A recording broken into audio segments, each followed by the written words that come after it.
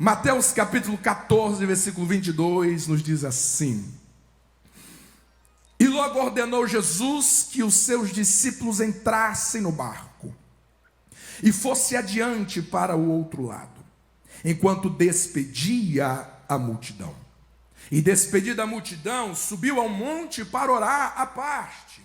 E chegado já tarde, estava ali só. E o barco estava já no meio do mar, açoitado pelas ondas, porque o vento era contrário. Mas à quarta vigília da noite, dirigiu-se Jesus para eles andando por cima do mar. E os discípulos, vendo-o andando sobre o mar, assustaram-se, dizendo: é um fantasma, e gritaram com medo. Jesus, porém, lhes falou logo, dizendo: tende bom ânimo, sou eu, não temais. E respondeu-lhe Pedro e disse: Senhor, se és tu, manda-me ir ter contigo por cima das águas. E ele disse: vem.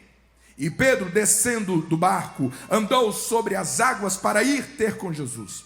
Mas sentindo o vento forte, teve medo e, começando a ir para o fundo, clamou, dizendo: Senhor, salva-me. E logo Jesus, estendendo a mão, segurou-o e disse-lhe: homem de pequena fé, por que duvidaste? E quando subiram para o barco, acalmou o vento. Então aproximaram-se os que estavam no barco e adoraram-no, dizendo: és verdadeiramente o Filho de Deus. Você diz amém? Senhor Jesus, torna cativo o nosso entendimento a esta palavra. Todas as batalhas espirituais agora, na mente, no coração, na atenção deste povo. Pai, que o teu sangue tenha poder sobre nós e que essa palavra venha adentrar os lugares mais profundos dos nossos corações. É o que nós te pedimos em nome de Jesus. Eu quero te fazer um apelo a você não sair antes do nosso culto terminar. São 8h29, antes das 9 horas, eu te garanto que nós teremos terminado o nosso culto. Você diz amém? Diga comigo, por favor, o que está na tela. Vamos lá, 3, 2, 1.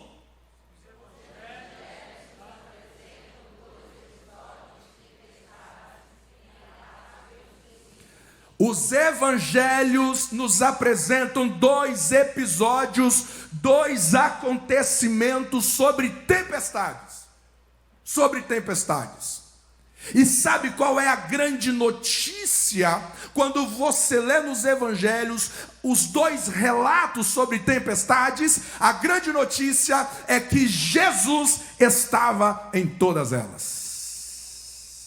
Não houve nenhuma tempestade que envolvia os discípulos que Jesus não se fez presente. Eu tenho uma boa notícia para você. Não importa a tempestade que você esteja ou as tempestades que você está, Jesus está no meio de todas elas. Você pode dizer amém?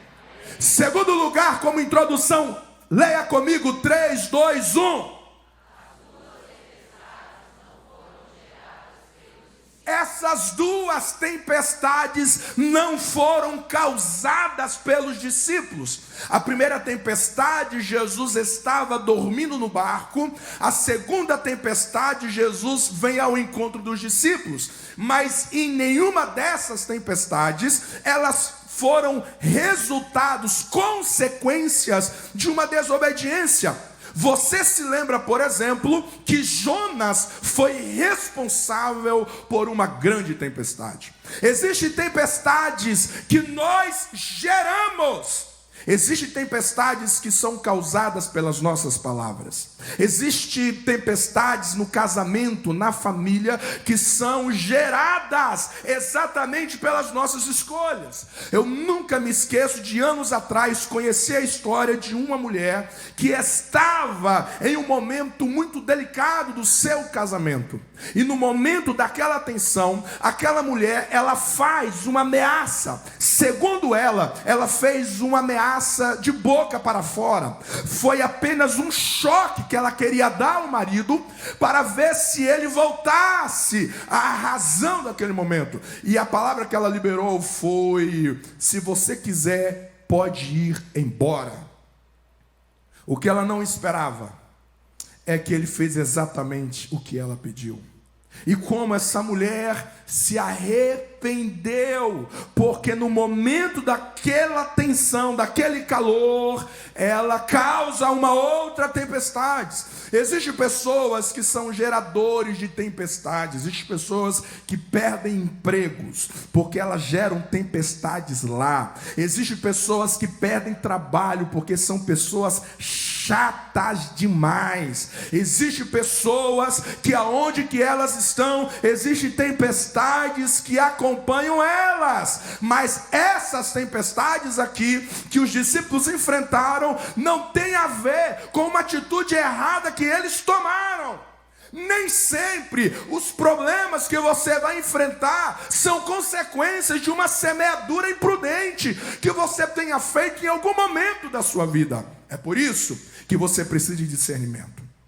É por isso que você precisa de estar em Deus, para que diante de uma tempestade, você não assume uma culpa que não é sua. Esses discípulos vão passar por duas tempestades, mas elas não são consequências de algum erro ou de algum pecado. Você me entende até aqui? Diga amém. Diga comigo 3, 2, 1.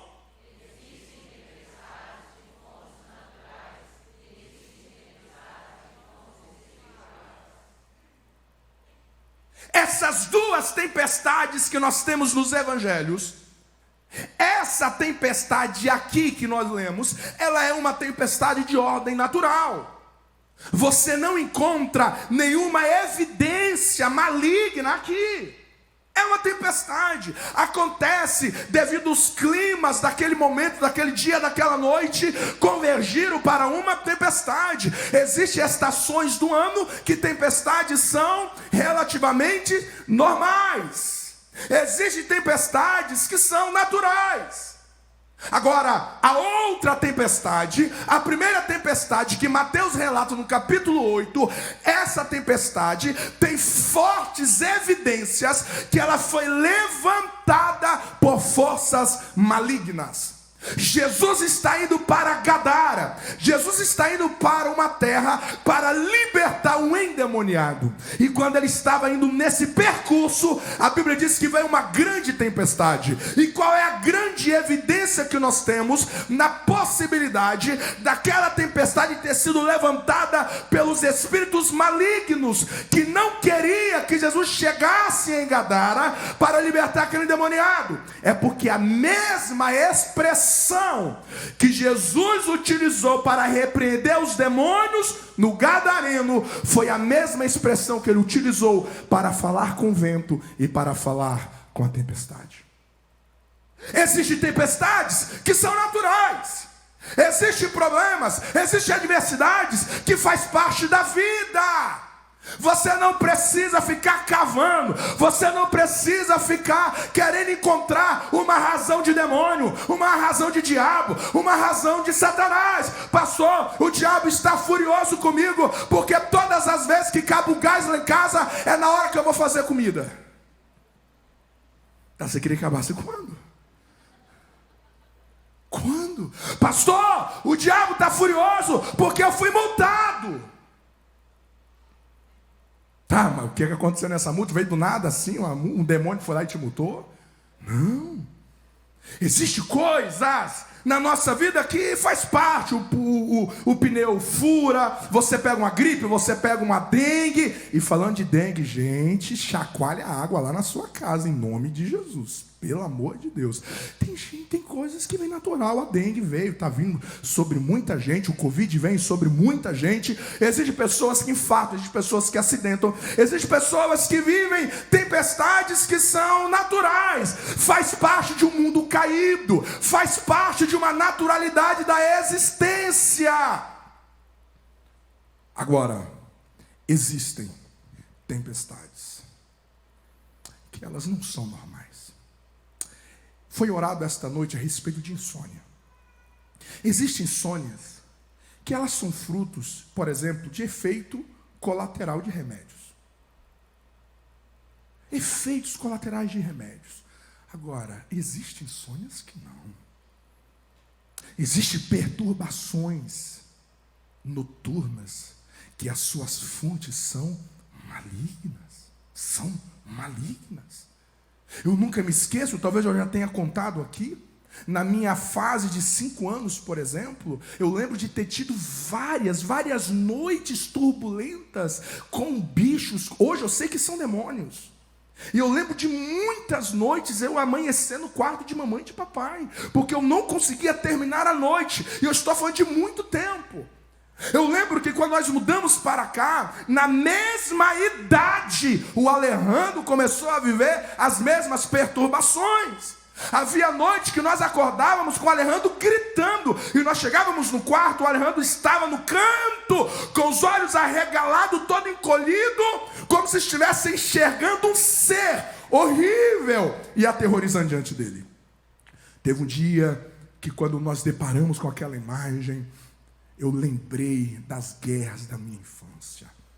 A partir daquele momento, eu e a minha esposa começamos a ungir o Alejandro e começamos a nos posicionar no mundo espiritual sobre as perturbações malignas que estava querendo inquietar o nosso filho. O que é que nós fizemos? Nós antecipamos em relação a Alessa. Todas as noites nós ungívamos a Alessa, ministrávamos sobre a Alessa e confrontávamos todas as realidades malignas sobre a Alessa. E a Alessa nunca viveu tal guerra. Existem coisas que são naturais, mas existem coisas que as suas raízes são espirituais. E você diz: pastor, como que eu sei se é espiritual ou se é natural? É por isso que você precisa estar em Deus. A Bíblia diz que o Espírito Santo nos dá discernimento. Você precisa se aproximar das Escrituras, você precisa crescer na sua vida de oração, você precisa crescer no seu relacionamento com Deus, porque Deus não deixará que nenhum de nós sejamos enganados e nem confundidos. Deus tem lucidez, Deus tem discernimento para todos nós. Quem recebe essa palavra, diga amém. Existem tempestades que são naturais, existem tempestades que são espirituais, as suas fontes. Tendo dito isso, olhando para o texto que nós lemos, eu aprendo que você deve enfrentar as suas tempestades como um estudante. Porque existem coisas que você só vai aprender no meio da tempestade. Existem coisas que você não aprende em tempos de bonanças. Existem saberes que você não aprende nos momentos mais tranquilos da sua vida. Existem saberes que você só aprenderá no meio da tempestade. E é sobre isso que eu quero chamar a sua atenção. O que é que nós aprendemos no meio dessa tempestade quando nós olhamos para a vida de Pedro? Tendo dito isso, até uma pergunta para você: como você está conjugando o verbo pedir em sua vida? Como você está conjugando o verbo pedir na sua vida? Como que anda os seus pedidos na vida? Como andam os seus pedidos? O verbo pedir é um verbo que biblicamente gerou alguns problemas. Por exemplo, a vida do pródigo dá uma reviravolta negativa por aquilo que ele pediu. Tiago vai nos lembrar que existem pessoas que não recebem vitórias porque os pedidos em que elas estão fazendo são pedidos equivocados. Como está o teu pedido aqui esta noite? Por que eu digo isso? Porque hoje eu quero falar a respeito do pedido mais sábio que você pode fazer na sua vida. O pedido mais inteligente, o pedido mais prudente que você pode fazer, quanto homem, quanto mulher. E nós aprendemos isso olhando para Pedro. Olhando para Pedro. O que há de comum na vida de todas essas pessoas? O cego Bartimeu, as irmãs de Lázaro, Jairo, o ladrão na cruz, os amigos do paralítico, o centurião. O que há de comum a todos eles? Todos eles chegaram diante de Jesus para pedir algo. Todos eles chegaram para Jesus para pedir algo. E todos esses tiveram os seus pedidos correspondidos. Mas nenhum deles pediu a Jesus o que Pedro pediu. E esta noite eu quero encorajar você a pedir o que Pedro pediu. No meio de uma tempestade, Pedro faz o pedido mais importante da nossa vida. Quando Pedro vê Jesus atravessando aquela tempestade, em primeiro momento ele teve uma impressão que Jesus era um fantasma. Mas de repente Jesus libera uma palavra dizendo: não tenham medo. E então Pedro faz o pedido, dizendo: se tu és o Cristo, se tu és o Jesus, o Filho de Deus, então faça com que eu ande sobre essas águas. O que Pedro está pedindo? Pedro está pedindo para andar como Jesus. Diga comigo: Pedro está pedindo para imitar a Jesus. Qual é o pedido mais sábio da sua vida? O pedido mais sábio da sua vida não é para que Jesus cesse a tempestade. O pedido mais sábio da sua vida não é que Deus cesse o deserto. O pedido mais sábio da sua vida não é que Deus resolve todos os seus problemas e as suas impossibilidades. O pedido mais sábio da vida é, estando você nos momentos mais desafiadores da sua existência, e no meio de tudo isso, você chega diante de Jesus e diga: Jesus, eu quero imitar a ti nessa tempestade. Eu quero andar como o Senhor está andando. Eu quero fazer o que o Senhor está fazendo. Eu quero ter a calma que o Senhor está com ela. Eu quero ter a paz que o Senhor está com ela. Eu quero ter a autoridade que o Senhor está com ela. Eu quero viver o que o Senhor está vivendo.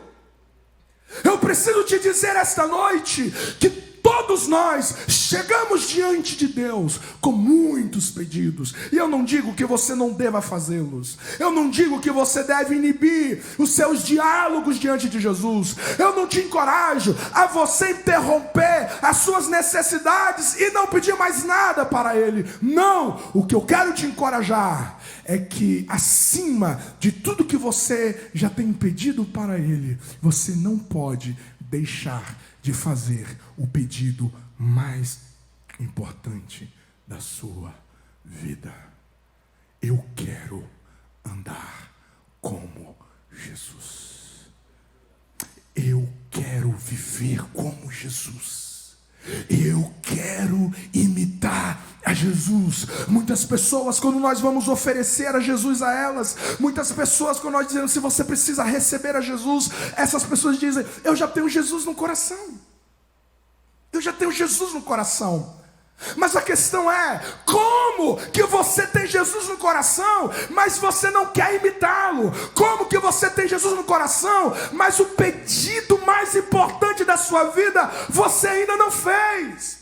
Você quer o poder de Jesus, você quer o que Ele pode fazer, e não há nenhum erro nisso. O problema é quando eu quero apenas o que Jesus quer fazer, mas eu não quero imitá-lo, eu não quero seguir os seus passos, eu não quero corresponder à postura de Jesus. Você precisa fazer esses pedidos todos os dias. O dia em que o seu casamento estiver em crise, você precisa orar dizendo: Jesus, me ensina a andar como ti no meu casamento.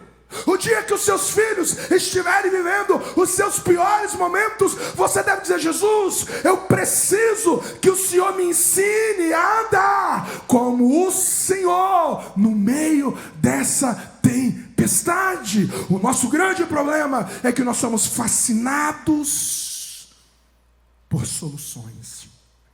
Mas você já parou para pensar que se você só viver de soluções, essas podem cessarem, mas você pode levantar outras? Você já parou para pensar que se você fazer o pedido mais sábio da sua vida, de imitar a Jesus no meio dessa situação, de imitar a Jesus diante desse inimigo, de imitar a Jesus diante dessa adversidade, de imitar a Jesus no meio dessa escassez, de imitar a Jesus diante deste mal, de imitar a Jesus diante da morte, de imitar a Jesus diante do sofrimento, se você fazer este pedido: eu quero andar como tu, eu quero fazer o que o Senhor faz, é uma questão de tempo que a tempestade vai cessar sobre a sua história. Você sabe o que eu aprendo no pedido de Pedro? Eu aprendo que não há resistência no céu para responder tal pedido.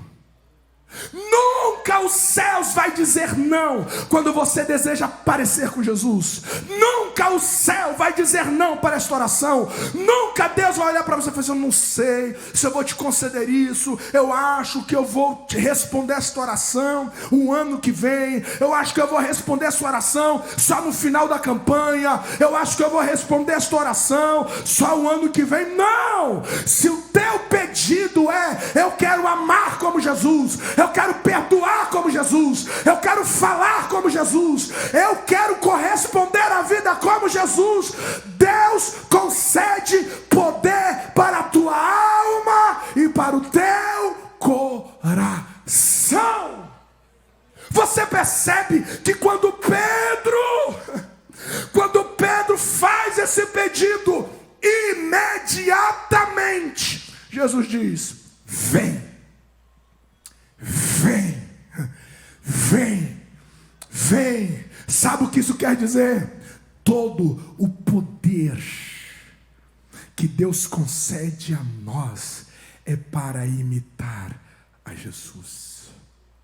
Todo culto que você chega aqui, o louvor que você ministra ao Senhor, a presença que você recebe, a palavra que é encaminhada a você, tudo que nós recebemos de Deus é Deus objetivando: pareça com Jesus, imite a Jesus no meio dessa tempestade. Você tem feito esta oração? Quando a dor chega na sua vida, quando as decepções chegam, os planos que você elaborou com tantos detalhes, eles não se realizaram. As tempestades vieram.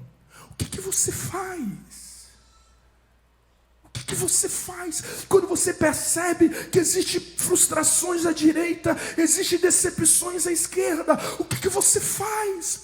Você olha para o céu e começa a murmurar: Deus não me ama, Deus não está me enxergando, Deus não está me assistindo, eu não sou ninguém. Você começa a amaldiçoar a você mesma. Você começa a amaldiçoar a você mesmo. Quando você olhar para todas as direções, e você só ver tempestades e morte iminente, experimente a orar e dizer: Jesus, eu vejo morte à direita, eu vejo desespero à esquerda. Eu quero que o Senhor me dê poder, eu quero que o Senhor me dê graça, eu quero que o Senhor me dê recursos para que eu possa viver no meio de tudo isso exatamente como o Senhor já viveu. E os céus corresponderá. E Cristo vai te conceder este poder.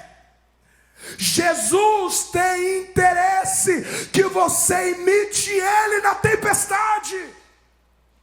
Jesus tem interesse que você faça exatamente o que Ele fez na vida.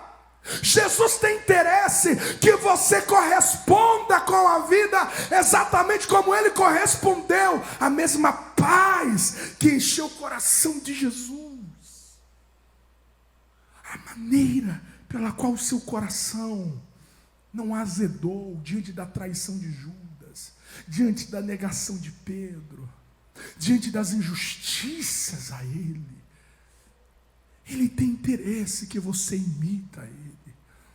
Ele tem interesse que você ore dizendo: Jesus, nesse dia chamado hoje, me ajuda a entrar naquele trabalho, me ajude a lidar com aquele parente, me ajuda a lidar com os meus familiares como Jesus.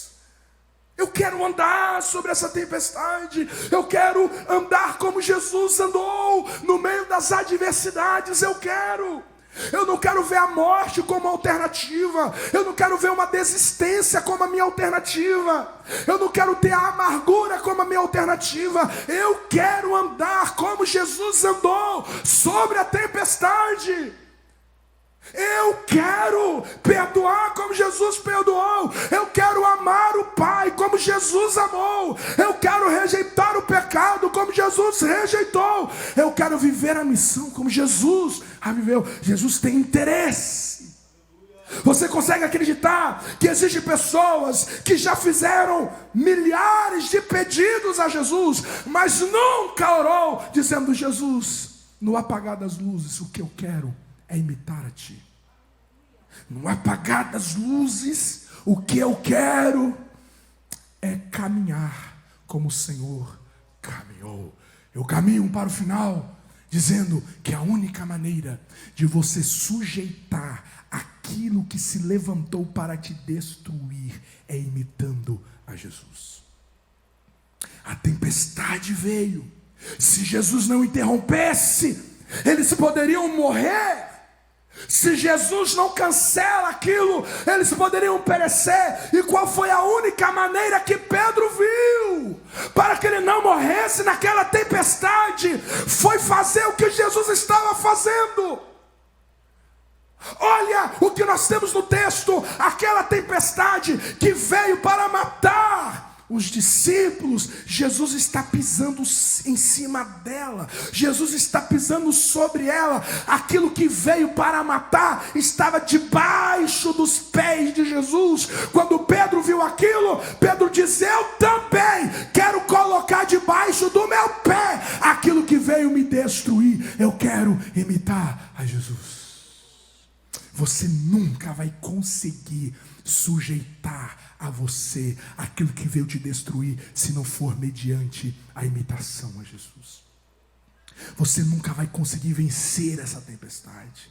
Você nunca vai conseguir vencer este vício. Você nunca vai conseguir vencer essa luta interior com este mal que quer te tragar. Você nunca vai conseguir se não for mediante a imitação de Jesus. Vocês me entendem? Diga amém.